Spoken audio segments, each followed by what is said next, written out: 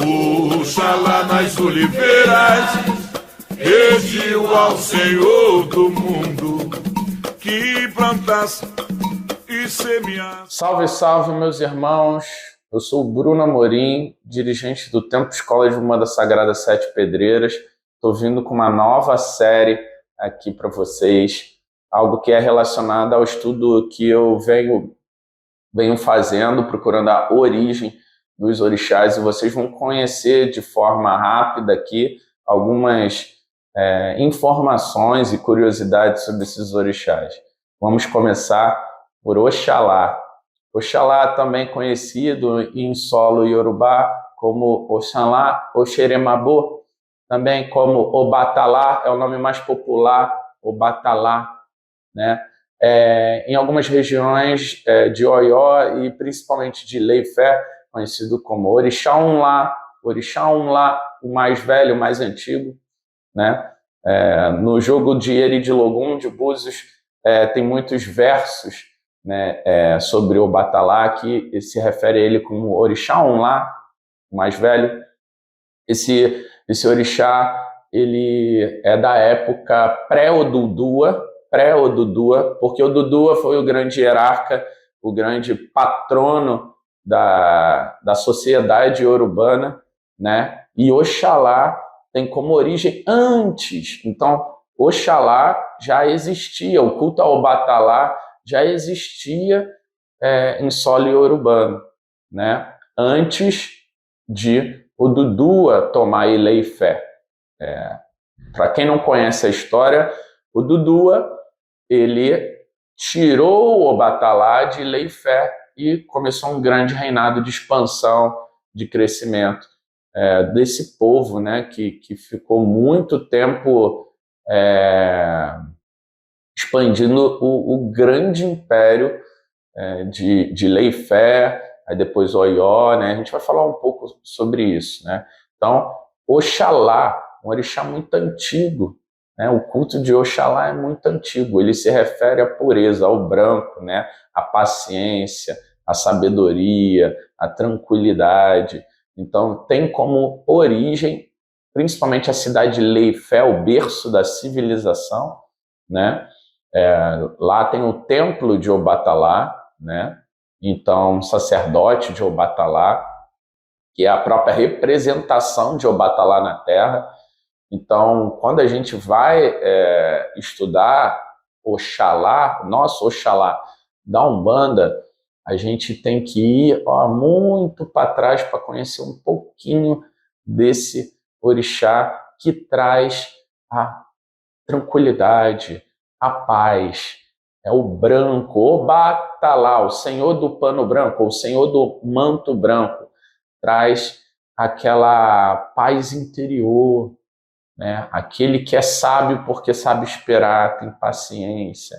Nos versos de Ifá e nos versos do Eridilogum sempre fala que o Batalá precisava, né, trazer essa energia de paciência para ele poder realizar tudo na vida dele, né? Então, quando ele cultuava a divindade maior, Oxalá, o Batalá, chamava essa energia de tranquilidade, de paz. Então, era algo que ele sempre procurava. E a representação do branco é para trazer essa energia para ele.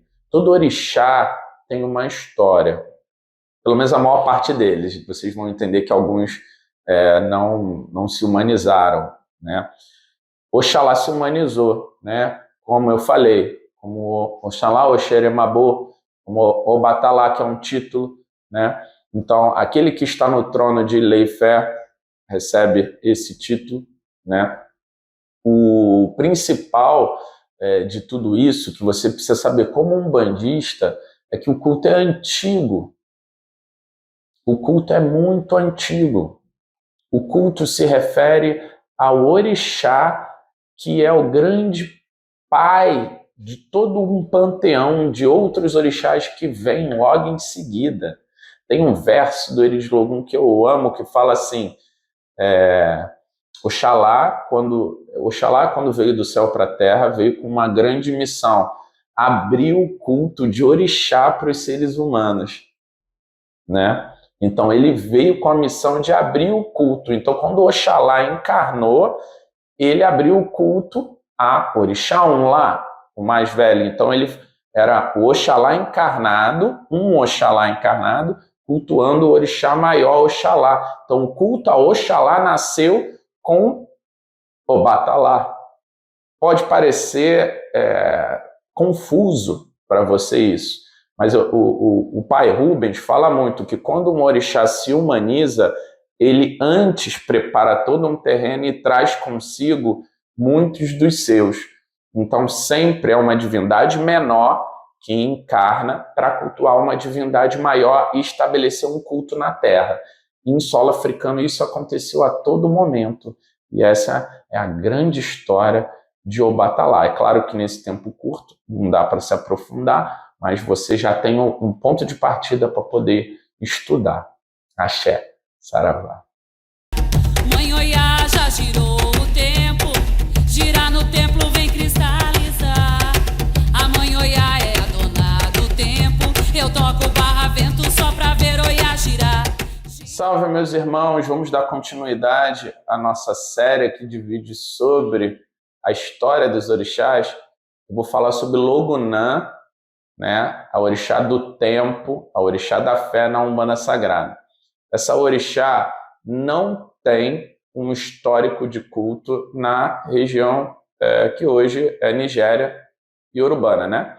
Então, nós não temos Logunã, então não vem de lá o culto. O que aconteceu? Pai Rubens Saraceni, quando trouxe todo um panteão umbandista representado pelas 7 linhas, se subdividindo em 14 orixás, ele tinha um polo positivo, negativo, masculino e feminino de cada vibração. Na corrente, na vibração, na primeira linha da Umbanda, da fé, tem Oxalá no polo positivo.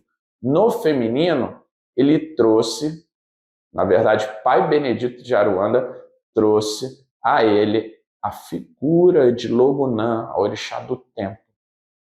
Esse nome veio como Oiá Tempo, mas Oiá Tempo já existia, era uma Inhaçã do tempo.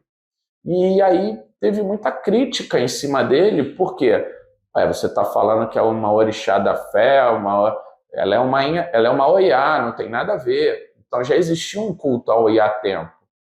Então teve muito, muito problema. Aí Pai Benedito falou: não, meu filho, muda o nome. Em vez de ser Oiá Tempo, Logunã. Logunã. Então ficou estabelecido esse nome Logunã. Uma orixá que atua com elemento cristalino. Ela é uma orixá cósmica, ou seja, pega a parte negativa da fé. Aqueles que estão no excesso ou na falta da fé encontram Logunã para se equilibrarem. Então está no excesso, o famoso fanatismo religioso. Ela traz para o equilíbrio na fé. Se está na falta, a pessoa não tem fé, também está no excesso, o excesso da falta. Então tem que trazer para o equilíbrio, energizando a pessoa com fé. Então Logunã é uma orixá que atua no fortalecimento da fé, principalmente na religiosidade humana, fazendo com que essa religiosidade potencialize a fé da pessoa e ela possa acreditar em si mesma, acreditar em algo que é superior a ela. A Mãe Logunã atua nesse polo negativo para retificar, para consertar, para reequilibrar aquele que está em desequilíbrio no campo da fé. Mas não tem um histórico em solo iorubano dessa orixá. Existe Oiá, mas aí a gente vai falar, quando eu falar de Inhaçã, vou contar um pouco de Oiá para vocês. Axé, até a próxima.